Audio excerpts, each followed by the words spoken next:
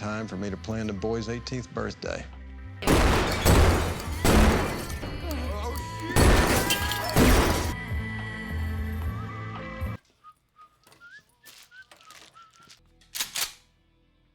Think you can kidnap some kid and get away with it?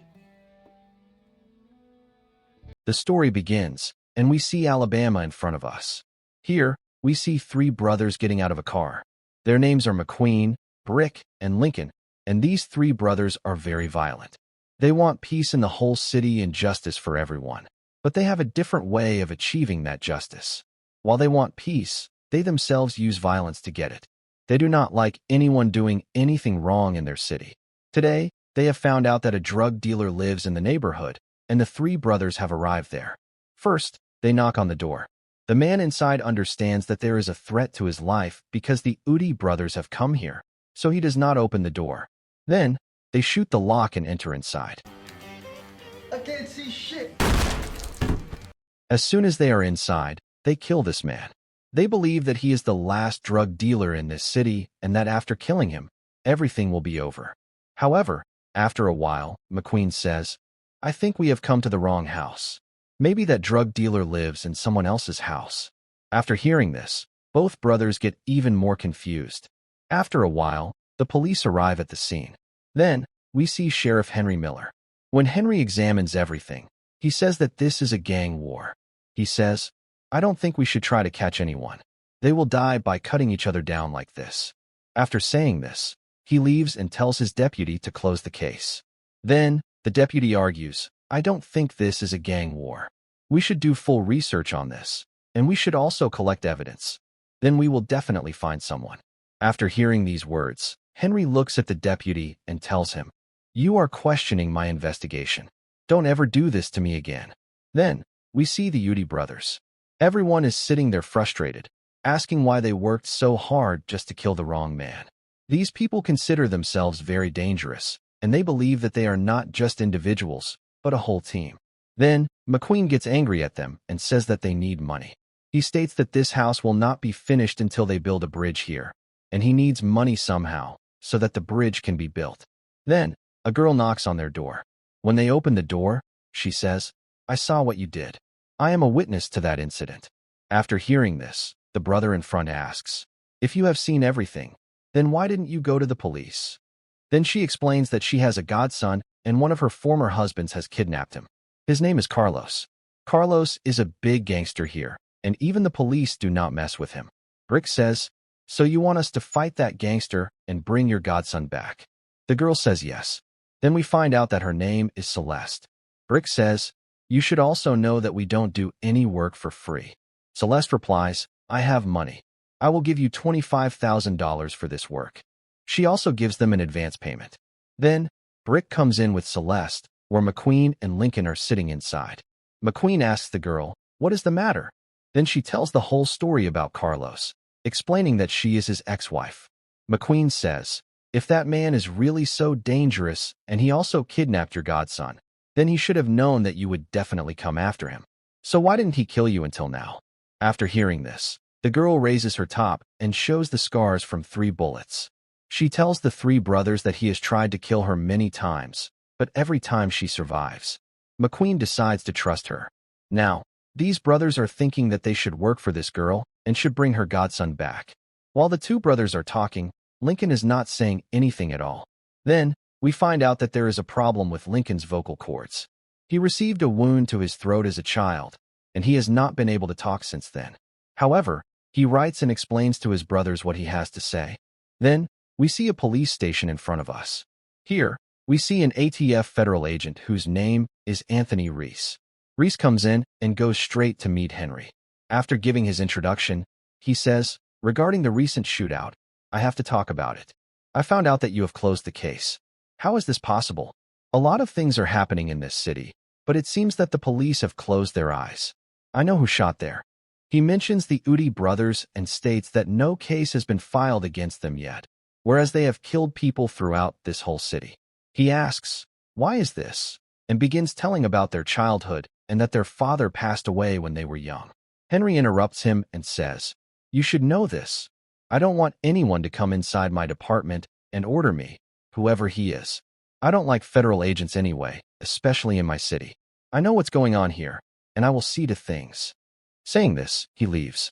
Reese understands that he will not get any help from the local police, and whatever he has to do alone. On the other hand, the Udi brothers have left to save the boy, but they are arguing among themselves.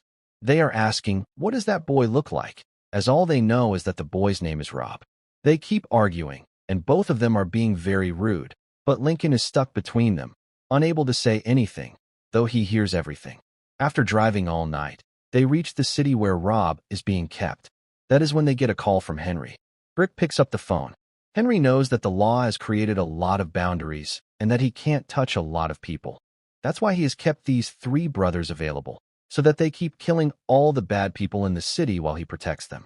Now, Brick explains, we have come here to do a small job out of the city. It won't take much time. We will work very peacefully here, and no one will even notice. Once our work is done, we will come back to you directly. Henry says, come back to the city as soon as possible. Now, these 3 brothers leave.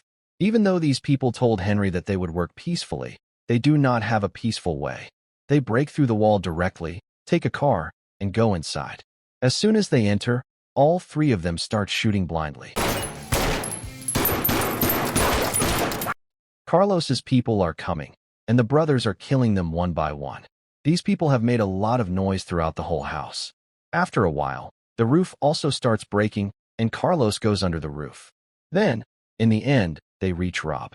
They realize that Rob is a mischievous child, which is why everyone has so much sympathy for him. They leave with Rob. After a while, Carlos comes to his senses and takes care of himself. Then, he realizes that they took Rob and left.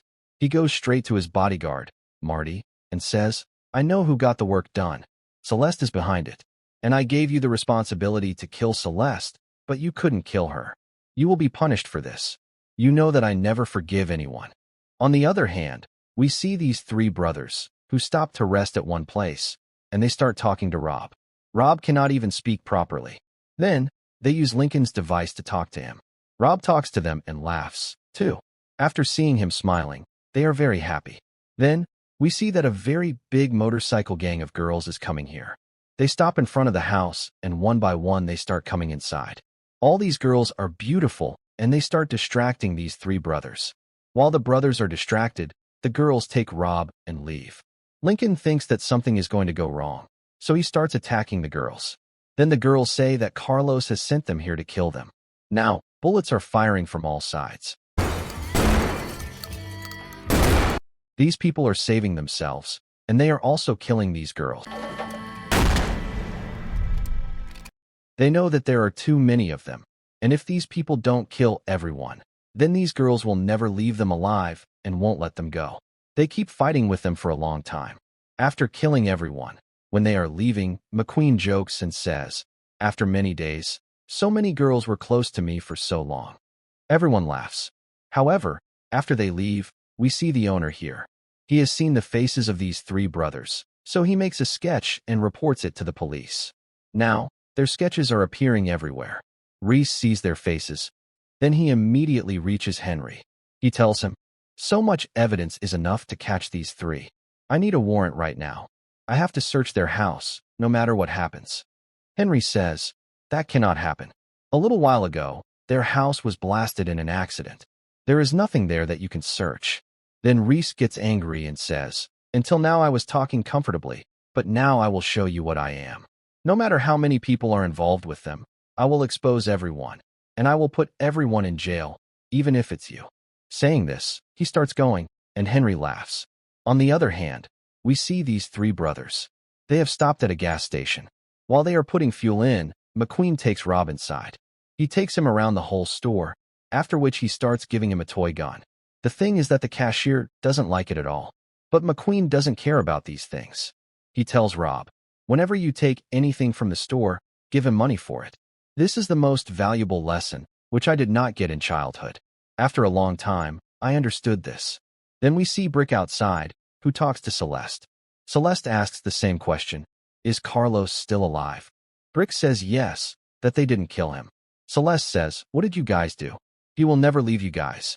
Brick says, you never told us that we have to kill him. After all, what is so special about this boy that everyone is going crazy for him? I want to know the whole story of this boy. Then Celeste starts telling everything. She tells him that Rob's parents are dead, as Carlos killed his parents. Then he realized that all the property is still in Rob's name, and whoever becomes his legal guardian can get the money. As soon as Rob turns 18 years old, he can transfer his property to anyone, and no one knows this. She says, "When I married Carlos, then he told me this in a state of intoxication. Rob is going to be 18 years old in a few days, and Carlos is after his property worth billions.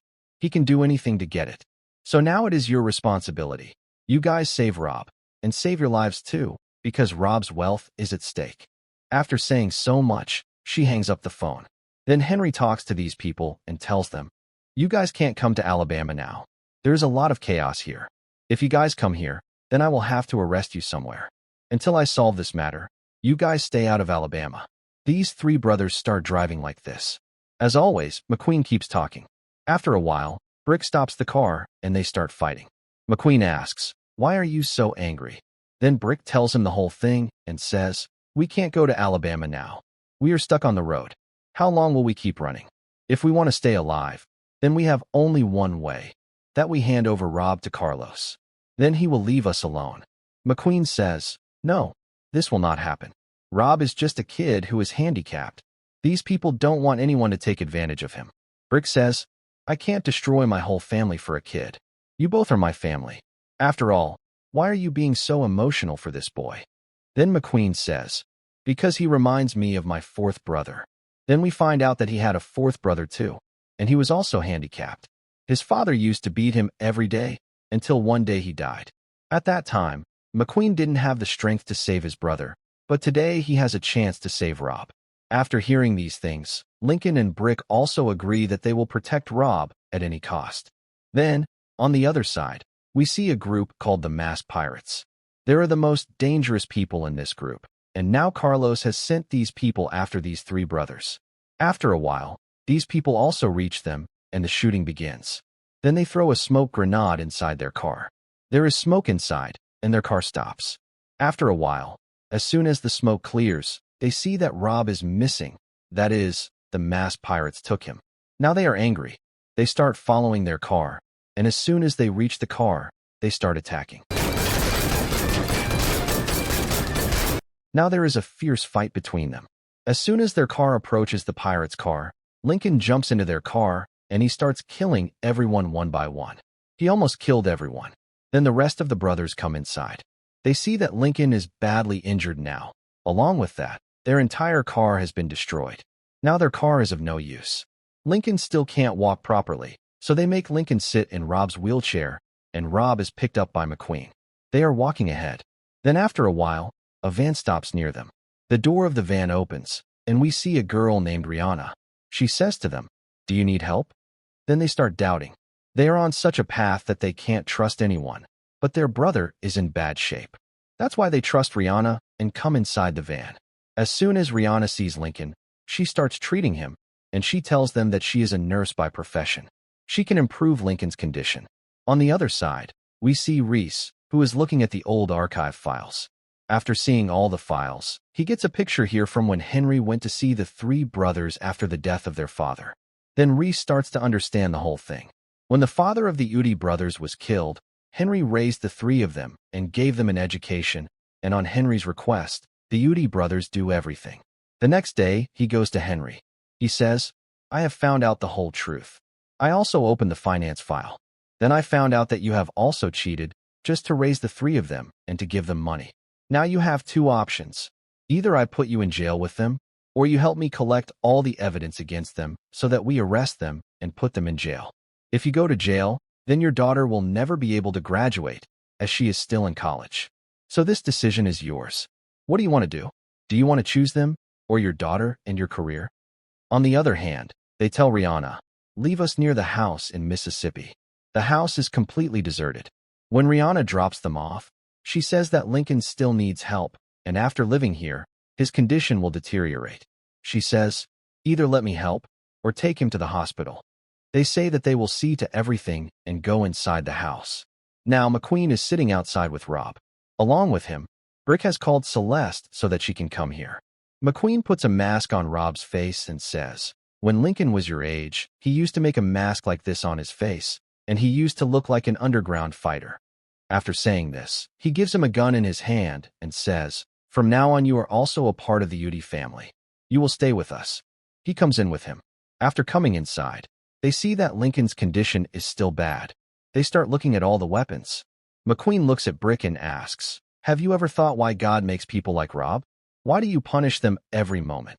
Brick thinks for a while and says, "I ask God only one thing. Why did he make people like us? So that we can kill other people." Meanwhile, Celeste comes here with a car. But before she comes in, bullets are fired at her. Then we see a new group of killers which Carlos has sent. All of them are very dangerous. Along with the bullets, they also shoot arrows. To save Celeste, Brick and McQueen come out. They are firing bullets at them from all sides. Brick reaches Celeste and starts coming in with her. But he forgets that McQueen is still outside, who is now injured. Then a man from the group of killers comes to Rob. But before he does anything to him, Brick falls on him. Now there is a fierce fight again. They are killing everyone one by one. But in the end, Brick also falls down injured. They are about to kill him, but before that, Henry comes and shoots the rest of the people. Now almost all the people have been killed. All three brothers are injured. The police also come here. McQueen takes all the blame on himself, so that Rob can live with Celeste forever. While leaving, he tells Rob, "You will always be a part of our family." Then Rob uses Lincoln's device and thanks McQueen. Now these brothers are being sent to jail. Then Henry comes to them and says, "I am proud of all three of you. Whatever you have done, I am proud of you." After a while, we see that a courier comes to Carlos's house. As soon as he opens the courier, he gets a message that he has lost, and this message has been sent by Celeste. Then the time starts to pass, and we see them 4 years and 9 months later. We see these three brothers, who have now been released from jail. As soon as they come out, they get a message from Celeste that she has fulfilled his promise by sending $25,000. Along with that, Rob has sent them a great car. The car is now theirs because Rob is a millionaire now. These three brothers are going back to their old lives. They will do the same work, the work they are good at, that is, to get justice for people. Then this film ends here.